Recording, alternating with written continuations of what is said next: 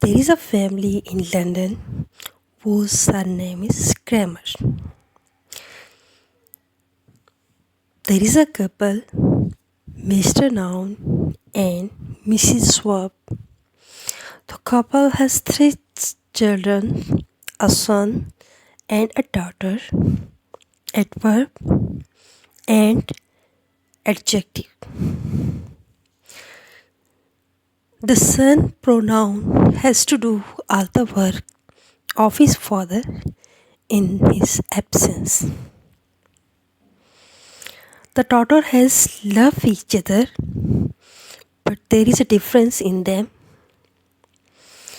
Adjective loves her father and brother and always praise them, where adjective love her mother and always modifies when she needs.